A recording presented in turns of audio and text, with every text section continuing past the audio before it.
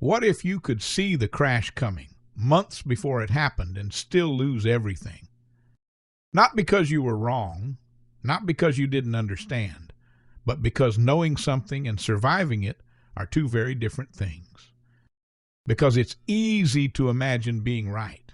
It's easy to believe that if you saw it early enough, if you understood it clearly enough, you would act, you would commit, and everything would fall into place. But reality doesn't work that way. Because when you stand inside that moment, when your conviction is real, when the decision is no longer theoretical but yours to make, everything changes. The risk becomes real. The pressure becomes real. And suddenly, being right is no longer enough.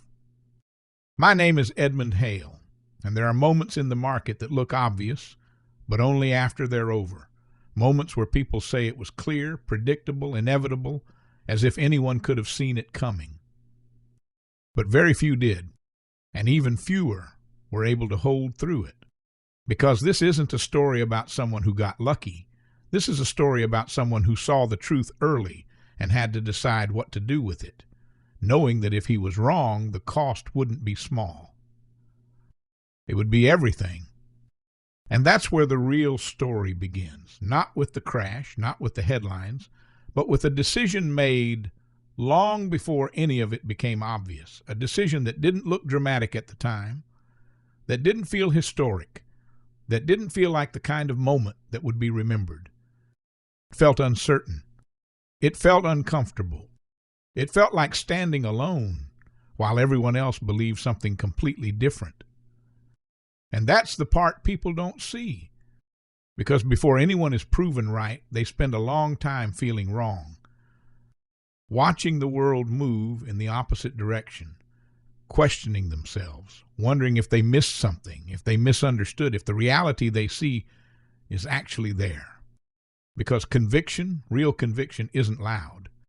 It's quiet, and it's heavy, and it forces you to stay in a position that doesn't reward you immediately, that doesn't confirm your thinking, that doesn't make you feel safe.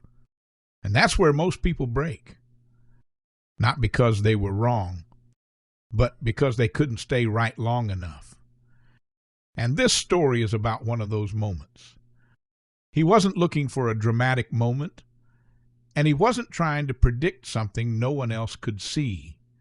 Because at the beginning, it didn't feel like a prediction at all. It felt like a small inconsistency, something that didn't quite add up, something that most people would ignore because it didn't seem important enough to matter. But he kept looking. And the more he looked, the more those small details started to connect, slowly forming a picture that felt uncomfortable, not because it was complicated, but because it was too simple to ignore. The numbers didn't match the confidence around them. The structure didn't support the optimism. And the more he followed it, the clearer it became that something was wrong.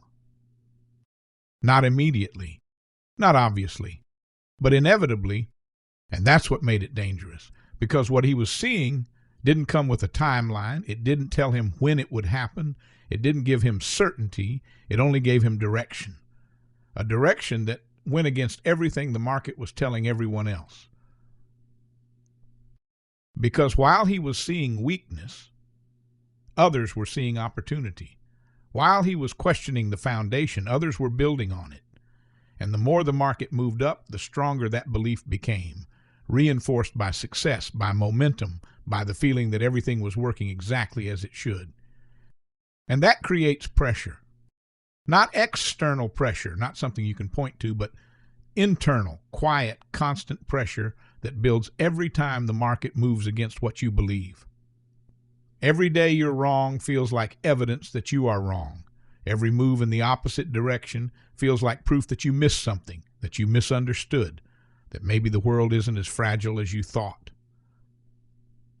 And that's where doubt begins.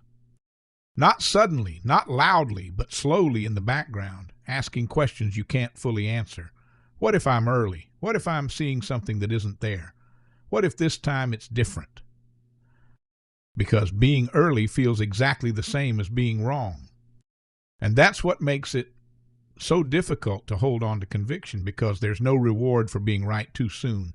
There's no confirmation that you're on the right path, only the quiet weight of uncertainty and the constant movement of a market that seems to disagree with you. And still he stayed, not because it was comfortable, not because it felt good, but because the more he questioned it, the more the original idea held. The structure didn't change, the weakness didn't disappear, and the logic that brought him there in the first place remained intact. But staying in that position meant accepting something most people can't accept: that you can be right and still feel completely wrong. At some point, the idea stops being an observation and becomes a position. And that's where everything changes, because thinking something is one thing, committing to it is something else entirely. Up until that moment, it lives in your head. It exists as a theory, something you can adjust, something you can step away from if it doesn't feel right. But once you act, it becomes real. Now there's weight behind it. Now there's consequence. Now every movement matters because you're no longer watching from a distance. You're inside it, tied to it, exposed to everything that happens next. And the problem is, nothing changes immediately. The market doesn't collapse the next day. It doesn't confirm your idea. It keeps moving the same way it always has. Up! And with every move in that direction, the pressure grows, not because the idea changed, but because the world around it didn't. Everyone else becomes more confident, more convinced that everything is fine, that the structure is strong, that the system works exactly as it should. And you're standing on the opposite side of that belief. Alone, watching something you're committed to move against you. This is where most people give up. Not because they're wrong, but because the experience becomes unbearable. Because being right starts to feel like a mistake. Because holding the position feels like holding on to something that the world is constantly proving wrong in front of you. And that's when the real decision happens. Not at the entry, not at the moment you act, but after. When the position is already on, when the pressure is real, when the doubt starts to grow louder than the original idea. Do you stay or do you leave? Because leaving feels safe. Leaving removes the pressure. Leaving brings you back to the side where everything makes sense again. And staying means accepting that you might be wrong in a way that costs you everything. But it also means something else. It means trusting something that hasn't paid you yet. Something that hasn't proven itself. Something that only exists as conviction. And that's the moment that defines everything.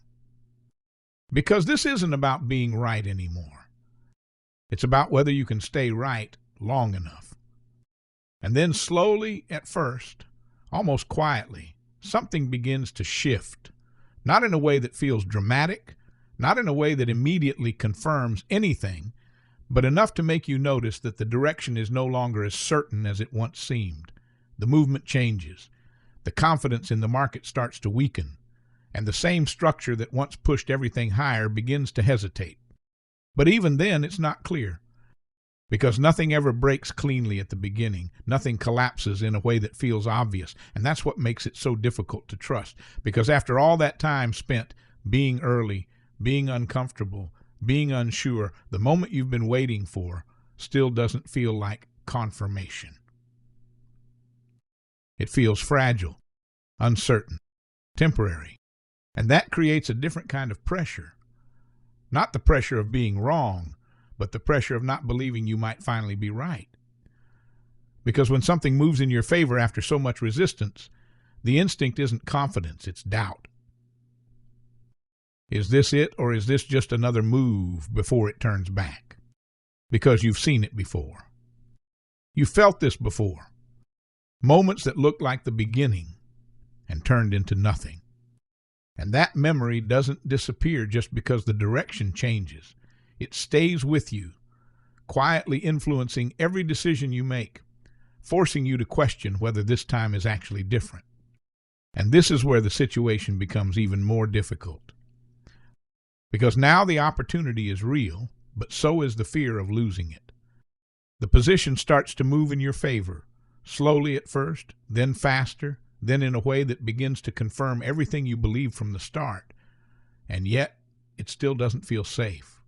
Because after everything you've been through to get here, after the doubt, the pressure, the time spent being early, trusting the move becomes just as hard as holding through the uncertainty. And that's where many people fail again. Not at the beginning, but here, because they take the relief too early. They step out too soon. They protect themselves the moment it starts to work, not realizing that the real move is only just beginning. And that's the final test. Not seeing it, not entering, but staying when it finally starts to unfold. And when it's finally over, when everything that once felt uncertain becomes obvious, when the story is told in a way that makes it sound simple, predictable, almost inevitable, that's when most people believe they understand it, but they don't, because what they see is the result, not the process that led to it. They see the outcome, the numbers, the moment where everything makes sense, but they don't see what it took to stay there, to remain in something that felt wrong for so long, to hold a position that gave nothing back, that offered no confirmation, no comfort, no reason to believe it would eventually work. Because being right is not rare. There are always people who see it early, who understand what's coming, who recognize the weakness before it breaks, but most of them never make it through. Not because they were wrong, but because they couldn't stay in something that felt wrong for too long. Because conviction, real conviction, is not proven when things go your way. It's proven in the time between the idea and the result, in the space where nothing confirms you, where everything around you suggests the opposite, where doubt grows quietly and consistently. And that space is where most people lose.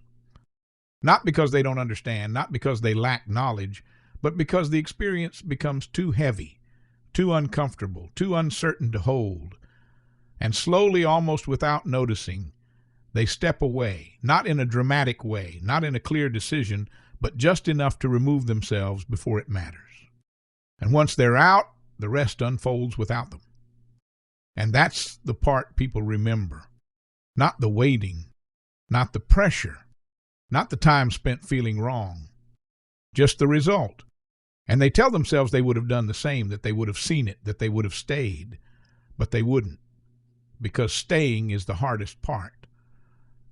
Not seeing, not understanding, but remaining in something that gives you no reason to believe until it finally does. And that's the difference. Because in the end, it's never just about being right. It's about being able to stay right long enough for it to matter.